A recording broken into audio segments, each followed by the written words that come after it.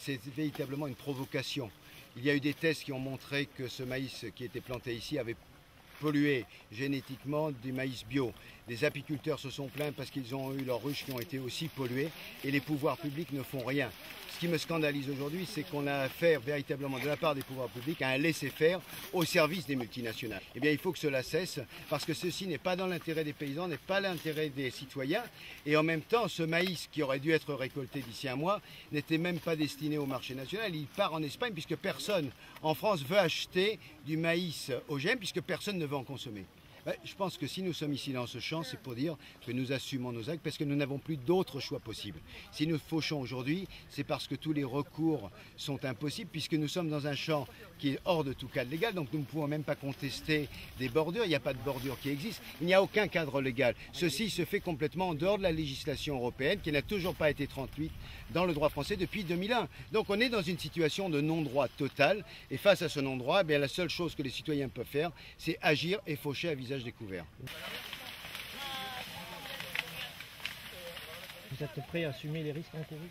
J'ai fauché en Haute-Garonne, j'ai fauché dans le Gers, je fauche aujourd'hui dans le Lot-et-Garonne et ce combat ne cessera que le jour où il y aura un moratoire et où les Français pourront se déterminer par référendum.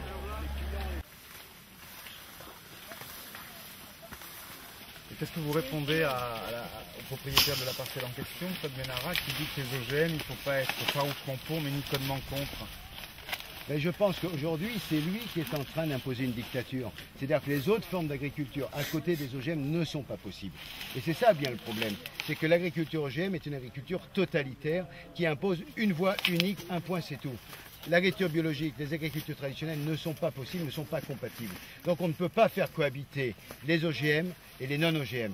Aujourd'hui, celui qui met en place des OGM met en péril tous les autres agriculteurs autour et ce n'est pas acceptable aujourd'hui que des intérêts privés puissent primer sur l'intérêt collectif. Vous êtes combien là, 200 à 300? Je pense qu'il y avait 300 personnes qui sont un peu partout maintenant réparties. Il y en a aussi dans l'autre champ. Les autres parcelles, c'est 5 hectares et 11 hectares. 11 hectares, ouais, c'est ça. Tout à fait. Donc environ 300 personnes. Ouais. Donc, tout de suite.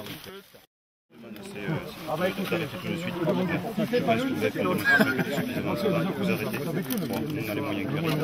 Il y en aura forcément plus que ce qu'on est actuellement. Et on aura les moyens d'interpeller plus de monde. Alors ça, vous arrêtez tout de suite. Frappez celle qui a le drapeau.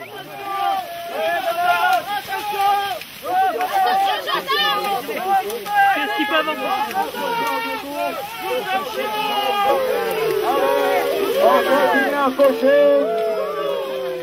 On continue à faucher.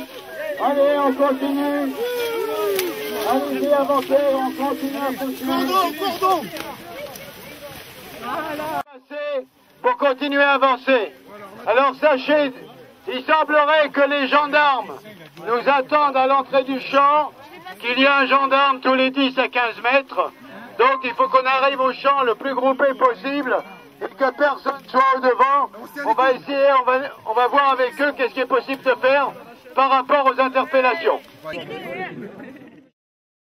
Qui a la liste à signer. Donc vous pouvez venir signer la liste, ceux qui ont envie de signer la liste, pour demander, pour revendiquer son action de désobéissance civique dans le champ. Donc venez revendiquer et on attend toujours le procureur et on lui remettra la liste. Le procureur de la République va revenir au bord du champ. Donc d'ici quelques minutes, le procureur va venir.